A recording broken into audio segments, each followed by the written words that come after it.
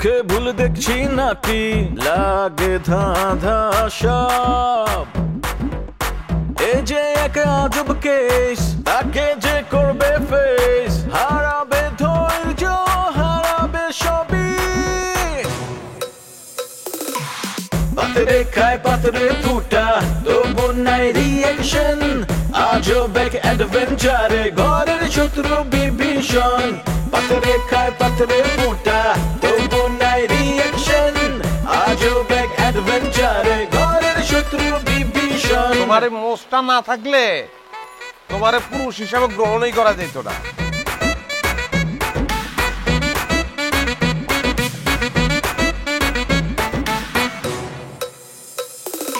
হুশ নাই তবু তার আওয়াজে বেহুশ পুরা দুনিয়া এই মুখের কথা কাইরা নেয় জাস্ট একটা থাবা দিয়া কিছু ঘটায় কিছু রটায় কিছু ঢাকে ছাই দিয়ায় অন্যের ঘরে দুঃখ দেখা পাগলায় হয় দরদিয়া কারো মনে শান্তি নাই আবার কাউরে কিলায় ভূতে শয়তান যখন লারে চারে গিদায় পান্তা ভাতে রাজনীতির পলিটিক্স আর পলিটিক্সের রাজনীতি বিপদ আপদ দেখা কয় মামা নাইগা কোনো গতি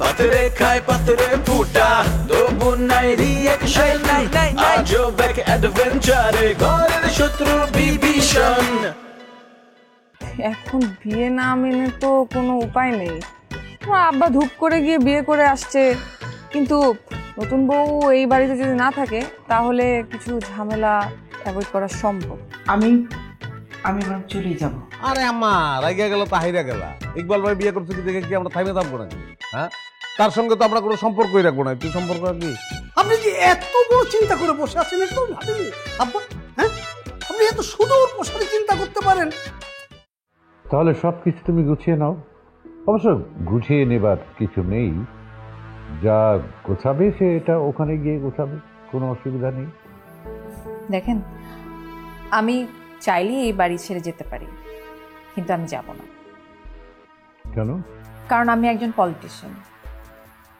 আমার কাজ হলো মানুষের মন জয় করা আর আমি তো আপনার সম্পদ দেখে বিয়ে করিনি আমি বিয়ে করেছি আপনার বিচক্ষণতা গুটিবাজি মানে নেতৃত্ব এগুলো দেখে আমি আপনাকে বিয়ে করেছি আর এখন যদি আমি লেজ গুটিয়ে এখান থেকে চলে যাই তাতে শুধু আমার অপমান না আপনারও অপমান হবে আর তার থেকে বড় কথা আমি আমার অপমান মেনে নিতে পারবো কিন্তু স্ত্রী হিসাবে আপনার অপমান তো আমি মানতে পারবো না এখন তো কিছু করার নেই আম্মা বলেছেন যদি যেতে হয় সবার মন জয় করে তারপরই আমি যাব ব্যাপারটা বলা খুব সহজ কিন্তু করা কিন্তু অত সহজ নয় সেটা আমি জানি সেই জন্যই তো কঠিনেরে আমি ভালোবাসিলাম আপনি কোনো টেনশন করবেন না কাল থেকে আমার প্রসিডিওর স্টার্ট হয়ে যাবে আমার যা যা করার আমি করে নেব শোনো এ বাড়িতে তোমাকে কেউ পছন্দ করবে না আর তাছাড়া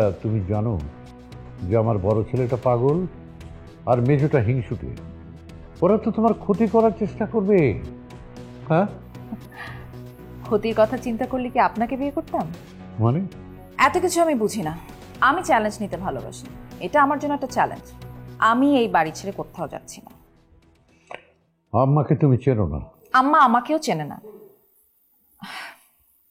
আপনি টেনশন করবেন না আমি ম্যানেজ করার চেষ্টা করব আর যদি ম্যানেজ নাই করতে পারি অপশন তো আপনি দিয়েছেনই সেই অপশনই যাব হ্যাঁ সেধে যদি তুমি অপমানিত হতে চাও তাহলে হও তবে আমি এরপরেও তোমাকে বলবো একটু ভেবে দেখো আমি ভেবে দেখেছি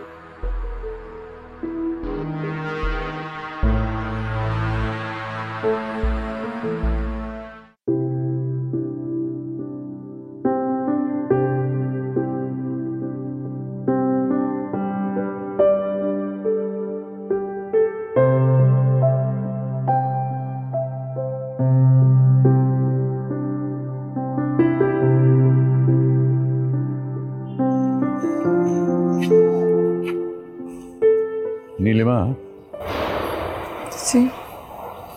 নীলিমা তুমি আমাকে অপছন্দ করো আমি জানি আর অপছন্দ করার ভ্যালিড রিজনসও আছে আহ, আপনি হঠাৎ এখানে কিছু বলবেন? হ্যাঁ, বলতেই এসেছি। তোমার এই গাছে পানি দেওয়া দেখে আমার মনে হলো আসলেই আমি ভুল করেছি, তোমাকে চিনতে আমি ভুল করেছি। তুমি এবারে কেউ নও, তারপরেও কি যত্ন করে তুমি এখানে পানি দিয়ে যাচ্ছ। আমার মনে হয় তুমি যদি এবারে কেউ হতে তাহলে খুব ভালো হতো। এসব পুরনো কথা বলে আর কোনো লাভ নেই, এগুলি বাদ দিন। ওই যে কথায় আছে না, পুরনো চাল ভাতে বাড়ে, পুরনো কথারও অনেক মূল্য আছে। তবে তোমার কাছে যে আমি মাপ চাইব সেই মুখটা আমার নেই। না না, আপনার সেসব কিছু করতে হবে না। অবশ্যই করতে হবে। এখন আমি রিয়েলাইজ করছি আমি সত্যি একটা ভুল করেছি, তোমার প্রতি আমি অবিচার করেছি। আপনি রিয়েলাইজ করেছেন সেটাই যথেষ্ট, কিন্তু আপনি হঠাৎ আমাকে এসব কেন বলছেন আমি আসলে বুঝতে পারছি না। মানুষ যখন ভুল করে তখন তার কিন্তু শুধরানোর একটা চেষ্টা করা উচিত।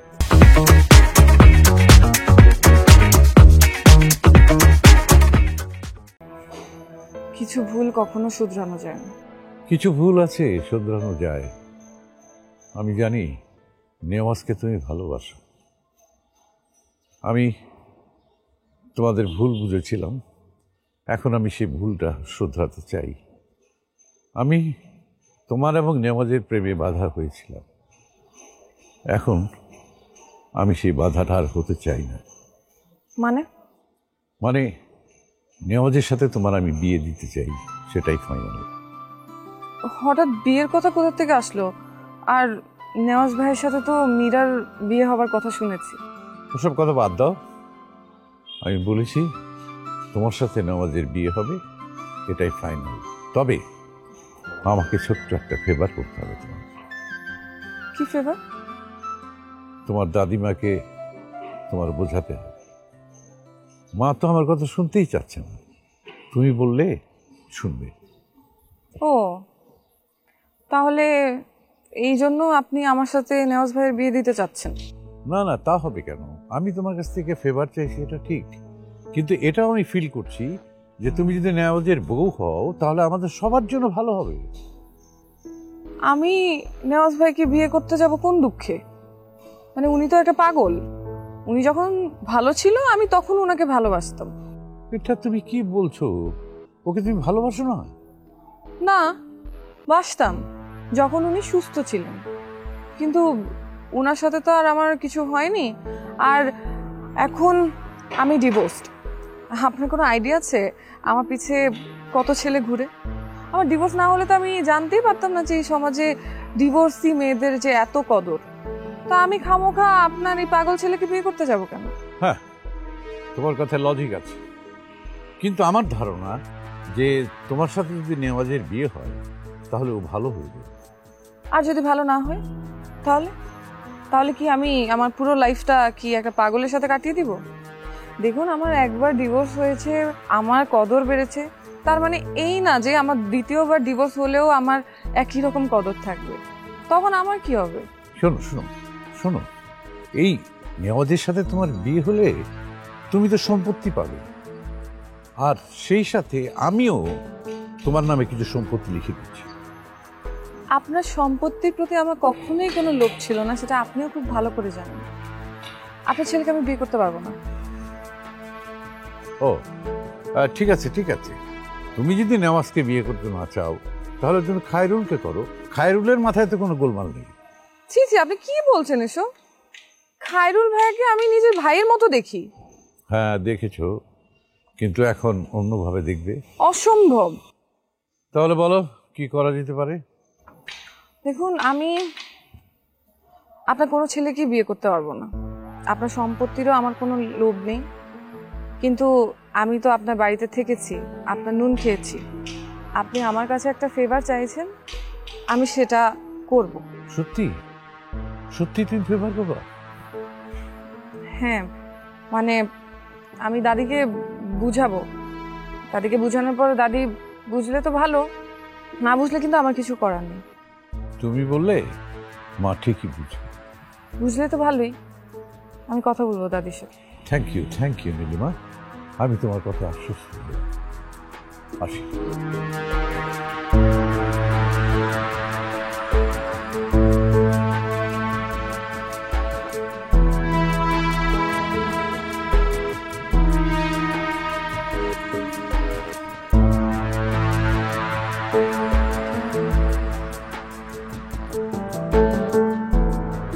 তোমার প্রতি আমার একটা শ্রদ্ধাবোধ ছিল, কিন্তু আজ আমি নিজের চোখে যা দেখলাম। কি দেখেছো? কেন তুমি জানো না তুমি কি করছো? তুমি এত বড় একটা অন্যায়কে কিভাবে প্রশ্রয় দিলা? আরে আমি কি করেছি সেটা বলবে তো? তুমি জানো না? তুমি এখনো বুঝতে পারছো না তুমি কি করছো? কি করেছি সেটা আমাকে বলবে প্লিজ? তুমি আমার মুখ থেকে সবকিছু বের করবে, মানে নিজের মুখে কিছুই বলবে না, অথচ এত বড় একটা অন্যায়কে তুমি কত চমৎকার ভাবে প্রশ্রয় দিচ্ছ, যেটা তুমি নিজের মুখে বলতে পারছো না। তুমি কি এখানে কান পেতে আমার আর ইকবাল আঙ্কেলের কথা শুনেছো? কান পেতে শুনিনি, কানে চলে গেছে। আচ্ছা, এই অন্যায়টা তুমি কিভাবে করতে পারো? তোমাকে কে বলে আমি অন্যায় করছি? শোনো, আমাকে জ্ঞান দিতে এসো না, আর আমার কাজটা আমি খুব ভালো বুঝি। তা তো আমি দেখতেই পাচ্ছি, তোমার কাজটা তুমি খুব ভালো বুঝো। তোমার একটু মাত্র না, তুমি তো আব্বাকে সাপোর্ট দিতে হবে তোমার। আমি কাউকে সাপোর্ট দিচ্ছি না। আমি তো বললাম তুমি সাপোর্ট দিচ্ছ। দেখো, আমি তাকে কোনো সাপোর্ট দিইনি।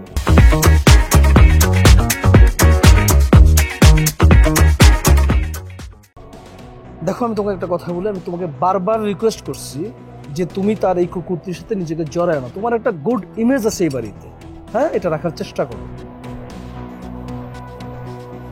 তাতে লাভ কি হলো? বাহ বাহ, এর মধ্যে লাভ লোকসান খোঁজার চেষ্টা করছো না, এগুলো খুঁজছো? আমি কিছুই খুঁজছি না। তাহলে তুমি এত বড় অন্যায়কে কেন প্রশ্রয় দিচ্ছ? অন্যায় কেন? অন্যায় এর আগে হয়নি এ বাড়িতে? তোমরা প্রশ্রয় দাওনি? আমি কি প্রশ্রয় দিয়েছি? আব্বা কি এর আগে এর চেয়ে বেশি কোনো অন্যায় করেছে? ও, তাহলে ওই যে আমার সাথে বিয়ে দিবে না বলে যে নেওয়াজ ভাইকে পাগল করে ফেললো, বাড়ি থেকে লুকিয়ে ফেললো, ওগুলো কোনো অন্যায় না? না কই, তখন তো দেখলাম না যে তোমরা কেউ প্রতিবাদ করছো। তার মানে তুমি এখন প্রতিশোধ নিতে চাইছো? আমি কোনো প্রতিশোধ নিচ্ছি না। চাইলে তোমার ভাইকে আমি বিয়ে করতে পারতাম এখনো। আমাকে তো সম্পত্তির লোভও দেখিয়েছিল, কই আমি তো করিনি। শুনেছো নিশ্চয়ই। শুনেছি বলেই তো বলছি, তো তুমি এই অন্যায়টাকে কেন প্রশ্রয় দিতে গেলে? সেটা আমার বিষয়। অবশ্যই তোমার বিষয়। তারপর আমি তোমাকে রিকোয়েস্ট করব যে তুমি আব্বাকে এই বিষয়টা অন্তত প্রশ্রয় দিবা না। দেখি, আর কিছু বলবে? না। ঠিক আছে।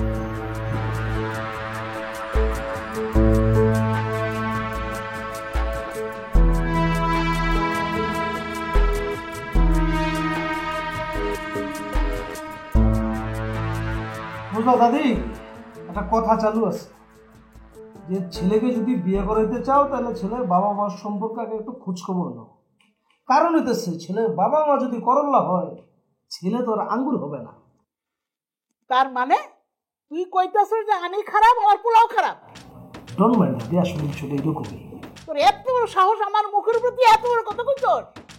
বোমা, বোমা, মামা, মামা। আরে বুড়ি চিল্লাইতেছে কি লেগা?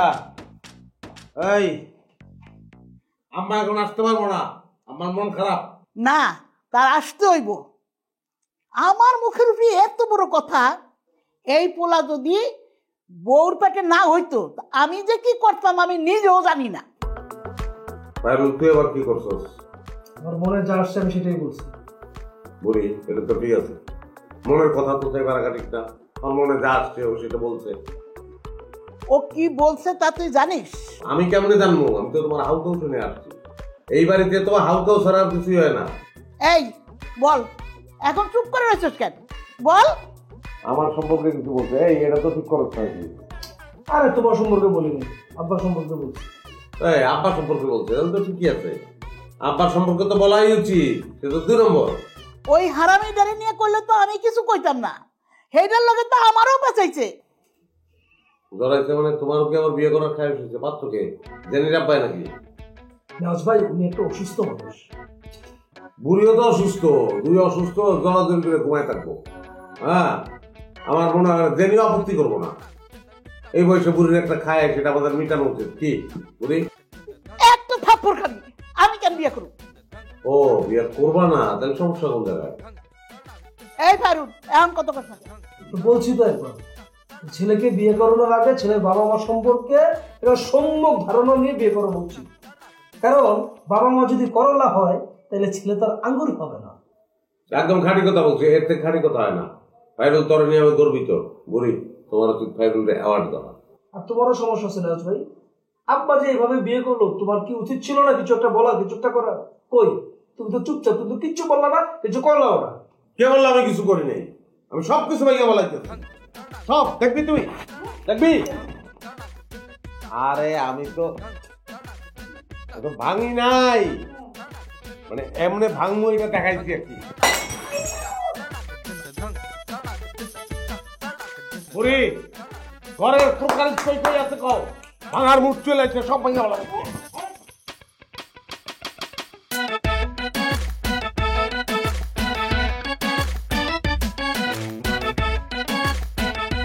একদম মনে করেন দার্জিলিং থেকে, বুঝছেন?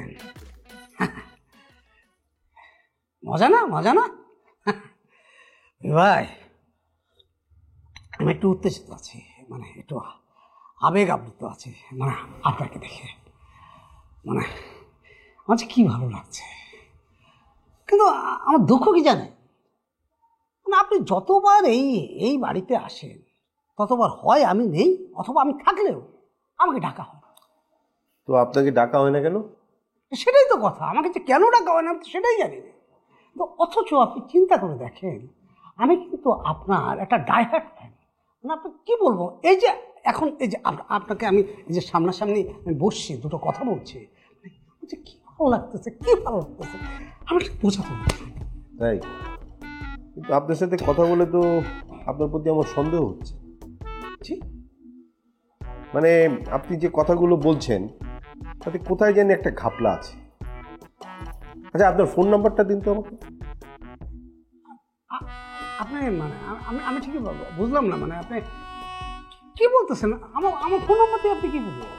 আপনার ফোন নাম্বারটা নেব, নিয়ে আপনার খোঁজখবর নেব, আপনি কাদের সাথে মেশেন, কাদের সাথে যোগাযোগ করেন।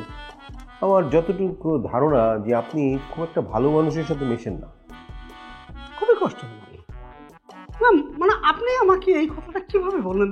আপনি বলতে পারলেন এই কথাটা?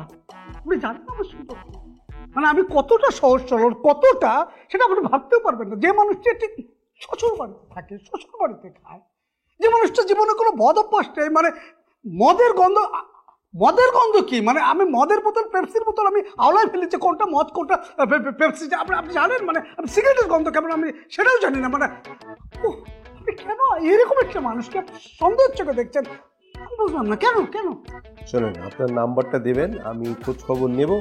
খোঁজখবর নিয়ে যদি দেখি যে আপনার কথা সত্য, তাহলে অসুবিধা নেই, আমি আপনার কাছে ক্ষমা চেয়ে নিব, সরি বলবো, ঠিক হয়ে গেল। আরে ভাই, আপনি আমার দিকে তাকিয়ে আছেন, অথচ কতদিন নজর দেওয়ার কথা আপনি সেদিকে নজর দিচ্ছেন। হ্যাঁ, আপনি জানেন এই বাড়িতে কি একটা অবস্থা, বিধিখিস্তি অবস্থা পড়ে আছে, আপনি সেদিকে তাকাচ্ছেন না।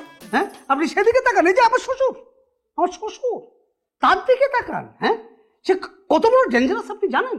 তার দিকে একটু নজর দিন, খোঁজ নেন, দেখবেন যে অনেক কিছু বুড়বুড় করে বেরিয়ে গেছে। আপনি তাকে নজর দিন। সে কি করেছে তাকে নজর দিয়ে? কি করেনি, কি ভয়ঙ্কর ঘটনা ঘটিয়েছে আপনি কিচ্ছু জানেন না? আরে সে বিয়ে করেছে।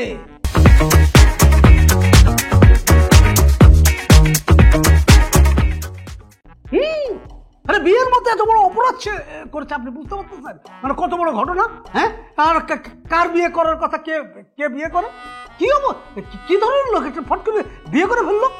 আরে ভাই, আমি তো বাইরের লোক, মানে আমি তো চাইলেও অনেক কথা বলতে পারি না। তারপরে জামাই কিভাবে বলি শ্বশুরের মুখের উপর? দেখেন, আপনি চলে আসছেন, এটা মনে করেন দারুণ একটা মোক্ষম সময়। আপনি তাকে যেয়ে ধরুন, অ্যারেস্ট করুন, দুটো বাড়ি দেন, দেখেন সব মুখ দিয়ে বেরিয়ে আসবে। ও, তো তাকে কিসের অভিযোগে আমি ধরবো? পুরো একটা অপরাধ, আপনি বুঝতে পারছেন না? আম্মার কোনো অনুমতি নিয়ে এসে বিয়ে করেছে? হ্যাঁ, করেনি। আম্মা তো তাকে অনুমতি দেয়নি। তাহলে একটা বউ থাকতে আর একটা বিয়ে করা, এটা কত বড় অপরাধ আপনি বুঝতে পারছেন না?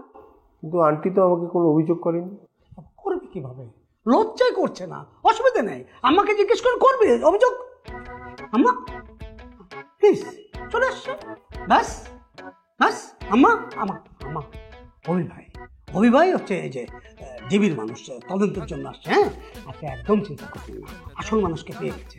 এখন আব্বার যে বিয়ের ব্যাপার আপনি বলে ফেলেন একদম ঠিক। আপনি যে মনে মনে, আমি জানি আপনি আপনি লজ্জা পাচ্ছেন, লজ্জা পাওয়ার কিছু নয়, বলে ফেলতে হবে। আপনি শুধু একবার বলে ফেললেই অভি ভাই আব্বাকে ফাট করে অ্যারেস্ট করে দিন, বুঝতে পারছেন? আপনি বলেন, মুখ ফুটে বলেন, একদম চেপে রাখবেন না। যে ওনার যে বউটা, সেটা তো চরম খারাপ, এটা এত এত খারাপ আপনি জানেন না। মানে ওই ভাই আপনি আব্বার সাথে বউকে অ্যারেস্ট করুন। আন্টি, আপনি যদি মনে করেন অভিযোগ করবেন তো করতে পারেন, আমি দেখব। না না বাবা, আমি কোনো আইনি ব্যবস্থা নিতে চাই না। তাছাড়া আমি পুরনো দিনের মানুষ, আমি মানুষের বিচারের চেয়ে প্রকৃতির উপরেই বেশি ভরসা করি। কারণ আমি জানি প্রকৃতি মানুষের থেকেও অনেক বড় বিচারক। তারপরেও আপনি আমাকে এভাবে ছাড় দিবেন? আমি ছাড় দিব? না না বাবা, আমি ছাড় দিলেও উপরে একজন আছেন না, উনি ছাড় দিলেও ছেড়ে দেন না।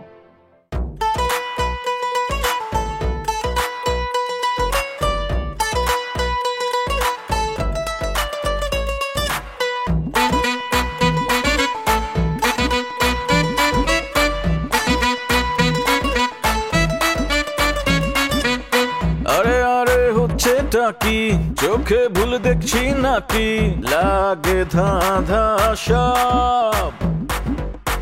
এই যে এক আজব কেস, তাকে যে করবে ফেস, হার